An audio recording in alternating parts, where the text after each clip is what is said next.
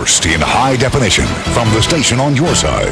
This is WAVY News 10. We begin with breaking news. We've been reporting since 3 o'clock. Fire crews and police are on the scene of a Newport News apartment complex where at least 4 bodies were found. Chopper 10 was over the scene soon after. Now police are working to determine exactly what happened. The initial report came in as a fire, and there was smoke inside the apartment. It happened at the Forest Pines Apartments. That's on Old Courthouse Way in Denby. And that's where we find 10 on your side's Jason Marks on the scene since this afternoon. What do you know so far, Jason? Tom, I can tell you it's a very active scene out here. You have both fire and Newport News police investigators trying to figure out what happened. Now, you mentioned around 2:30. That's when crews were called out to this apartment complex. You can see the apartment that in question right there. They're right in front of the door. Now, here's what we're being told. We're being told that a maintenance worker around 2:30 was told there might have been some fire. There's an open door. So the maintenance worker went to check things out, found what appeared to be a body. He called crews, and when crews got here, they noticed that there was a fire inside the place. Now, there was no active fire, but there had been a fire, and they found several bodies inside. Joining me now is Lou Thurston with the Newport News Police Department, and explain this. Obviously, we have fire crews out here, we have investigators. You're here with the police department. Talk about how all this works. Because there's a fire, the fire department has the expertise with their investigators to do the best job of investigating that. Because we have deceased persons, the police department has the expertise to do that investigation. So we join forces, join hands, we work together and work as a team to come to some kind of solution as to what's occurred here. You look at the outside of that building, no visible damage. Then you go inside and you have these bodies. Sort of a mystery, isn't it? Well, it is at this point, and it's a little bit early for us to determine how they died. Is there something else other than the fire? What circumstances, who they are, how old they are. Right now it appears as though there's at least one adult, maybe a teen, and maybe a couple preteens as far as victims at this point. So where does the investigation go from here? Obviously, is it first determining how the fire started, when was the fire, and then go from there? Actually, it's a parallel investigation, Jason. Like I say, the fire department will investigate the hows and the whys and the wheres of how the fire started, and if the fire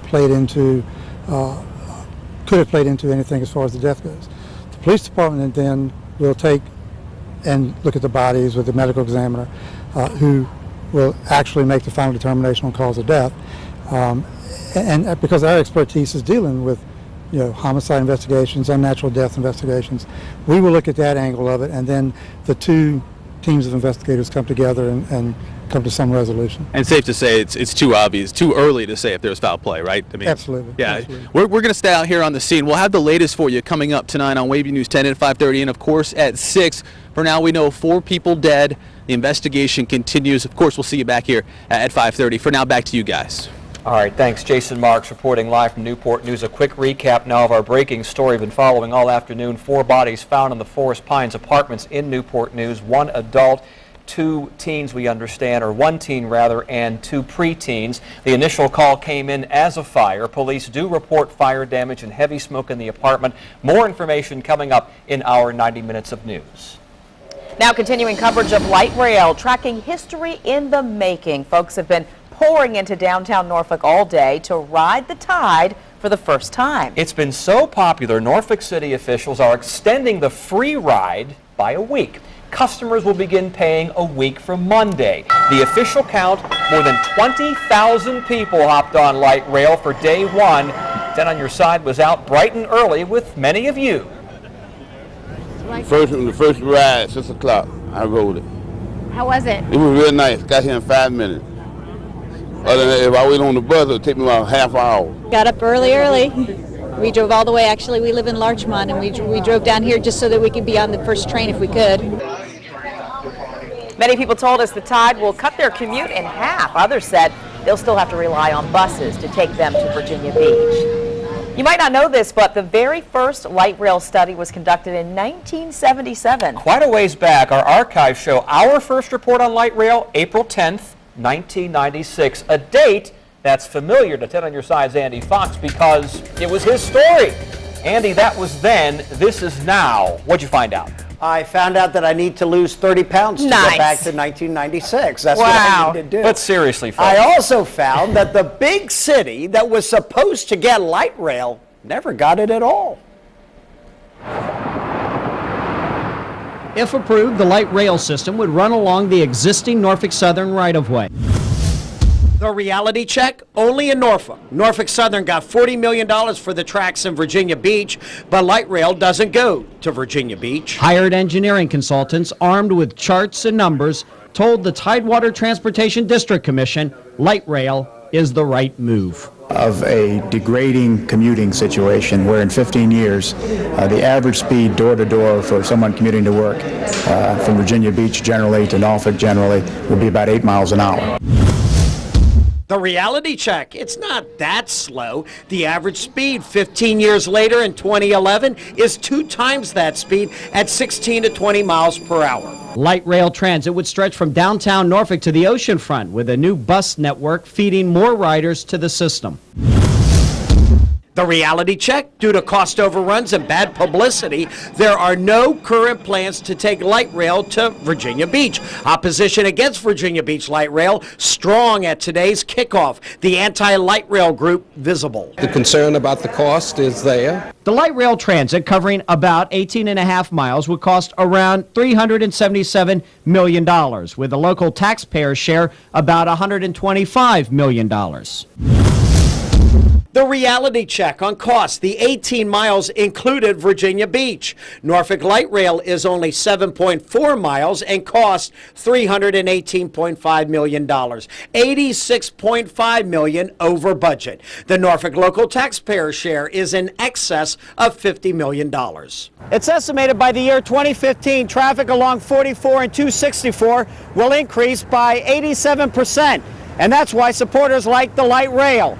It'll not only cut down on traffic, but it'll also create an economic boom along the way. And the reality check? An economic boom to be determined. But most agree, light rail doesn't hurt. Now, back in 1996, I reported that supporters admit light rail will cost, but doing nothing might be the biggest cost of all. Moving forward, it will be interesting to watch ridership.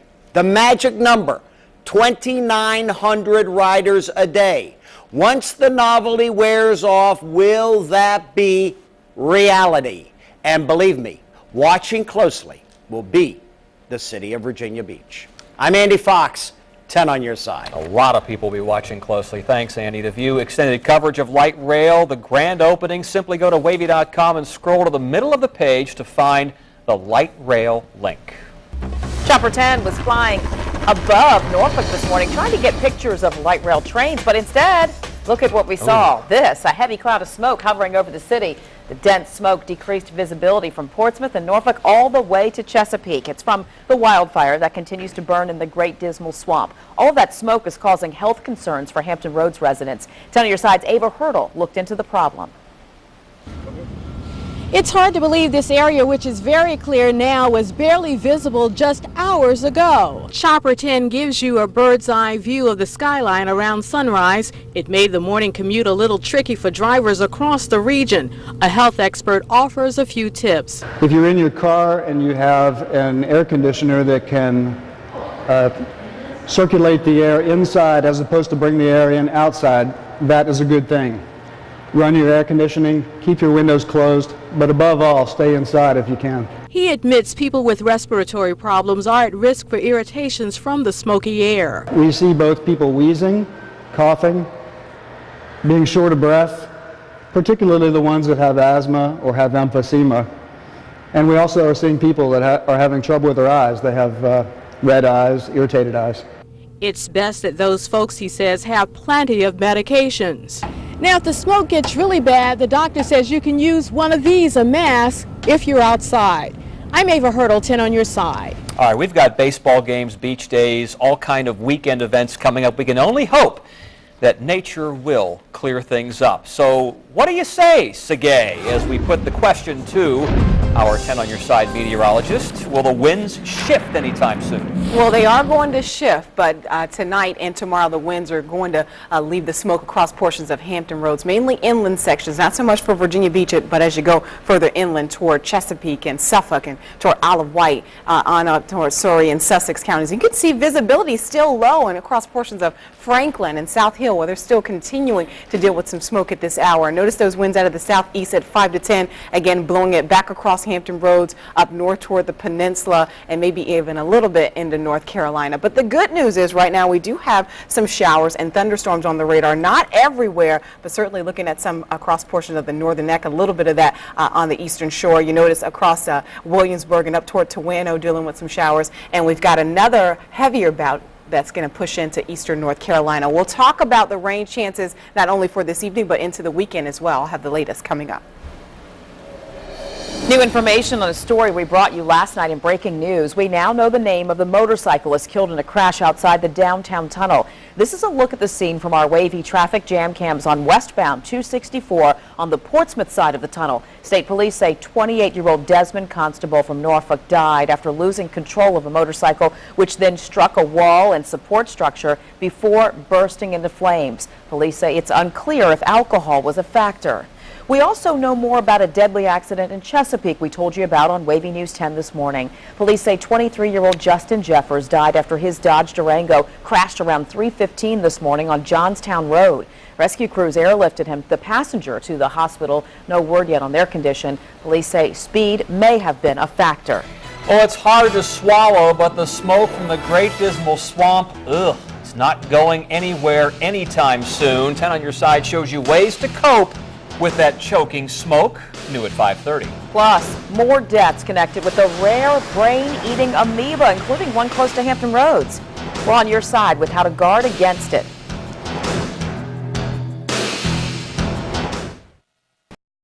Concerns continue to grow about those brain-eating amoebas. There have been 3 deaths so far, including one here in Virginia. If water goes up the nose, the amoeba can invade the brain and destroy its tissue.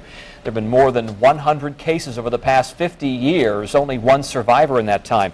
Now, earlier this week, a 9-year-old boy from Richmond died. Officials say that amoeba came from the James River. So, should Virginians be worried? Getting this amoeba from swimming are much, much less than the chances of drowning from swimming or even the chances of getting other types of infections from swimming.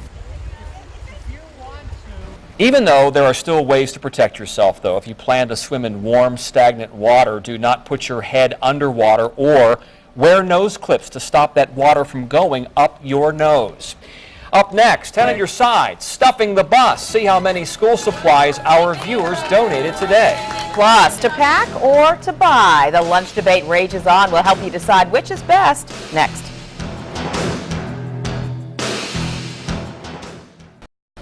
Well, the first day of school for most kids, it's right around the corner, folks. WAVY TV wants to get those much-needed school supplies to as many children as possible with Operation School Supplies. So we sent 10 on your side's Don Roberts to Virginia Beach, where a lot of folks pitched in to help us stuff the bus.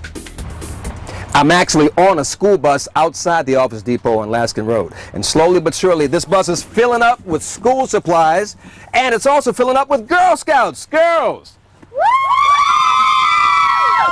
All right, girls, you ready? Yeah. We've got some more money to spend. The Navy and the Junior League helped us out, so now the Girl Scouts is going to help us spend the rest. Why are you guys doing this? Why are you giving so much time? Because I think it's important for kids to be able to have school supplies for school. Right here, we also have some pencils that are on sale for 25 cents a pack. Jessica Crabtree is in the Navy, and why are you out here today? Well, we just like helping people, you know. We like to do a lot of volunteer work, so out here to help the kids today. So I'm going to give each of you a little bit of an allowance here to kind of go spend and buy some supplies in Office Depot. I'm talking with Jennifer Farland of the Junior League, Norfolk, Virginia Beach. And any problem in getting volunteers for this? No, I think this is something that I've heard about while you know, being in the league, people have been talking about this is one of their, you know, favorite things to do. We're filling up shopping carts with school supplies right now, and this is only about $350 of the $1,000 that we were given, and they're still ringing up more. All of this is possible thanks to your generosity. Thank you very much for helping us stuff a bus full of school supplies for the thousands of needy kids in Hampton Roads. At the Office Depot on Laskin Road in Virginia Beach, I'm Don Roberts, 10 on your side. Thank you for your generosity. If you didn't make it out today to help stuff the bus, you can still help by dropping donations off in the Operation School Supplies boxes at any Langley Federal Credit Union, Priority Automotive, and Office Depot throughout the weekend. All right, now the age-old question, what's better, bag lunch or a trip through the cafeteria line? Well, when it comes to nutrition, dietitians say school lunches are up to par, but parents can better watch what their children eat by packing their meal themselves. School lunches are really coming around and really trying to focus on health and nutrition. So maybe if you're too busy or if the parent, you know, works a lot, school lunches are perfectly fine too. Dietitians say if you do pack your child's lunch, you should not use pre-packaged meals because they often contain a lot of added fat, sugar, sodium. Instead, buy each ingredient and put the meal together yourself. Now, in high definition, your Super Doppler 10 forecast with meteorologist Sergey Galindo. Well, we've got some scattered showers and storms on the radar. Not everywhere, but certainly some spots getting in on some much needed rain. Let's take a look at live Super Doppler right now. You can see mostly for the northern neck, middle peninsula, and then there's a break in that across the south side, and then you head into North Carolina and seeing some showers and storms there. Let's switch over and show you the lightning. Only about 23 strikes, so not highly electrified with these storms, but certainly getting just a few in some spots. Notice as you head toward the northern neck, toward Reedville and Tappahannock, getting in on some showers.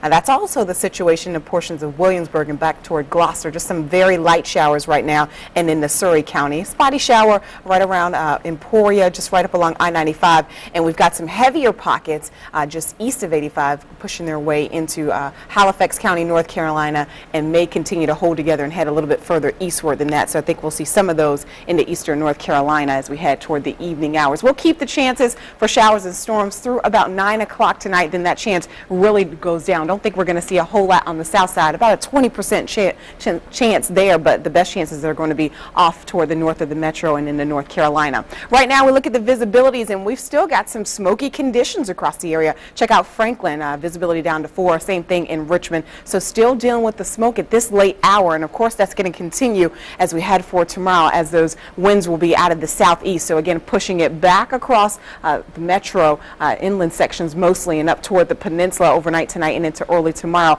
But we may get a bit of a shift as we head toward the afternoon tomorrow, maybe south to southwest. So some of that could start to push eastward back across the beach for tomorrow. So again, got to watch out for that. Right now we look at the overall big picture, and again, we've got these showers and storms sliding through. I don't think we're going to see a whole lot from there, and even Future Track shows that once we head for tonight, things really start to fizzle out quite a bit. So overnight tonight, we're calling for partly cloudy skies, maybe an isolated storm or two overnight, but I think it's mostly going to be dry. We head into the weekend, and rain chances will stay about a 30% chance. So there's still going to be spots that aren't going to see any wet weather, but we've got chances all weekend long. Notice around 3 o'clock some scattered showers and storms. That continues into the evening hours, but not a washout to your Saturday. So I think you still can get out and enjoy those plans. We head for Sunday morning looking at some scattered showers and storms, and then some widespread wet weather expected as we head toward the evening hours. The tropics active. We've got what is now Tropical Storm Harvey right now headed toward Belize, and it is winds of 45 miles per hour. Will continue to track off toward the west at 12 miles per hour,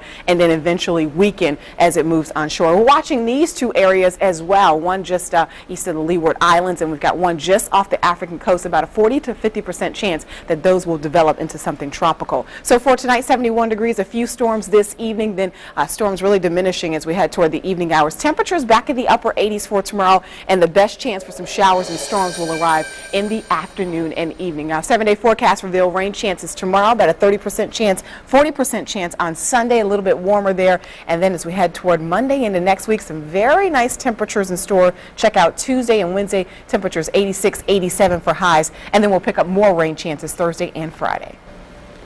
Up next, signs of a possible recession. We might be able to read something on the stock market tonight. The numbers have been up and down over the past few weeks. We'll let you know how things did today.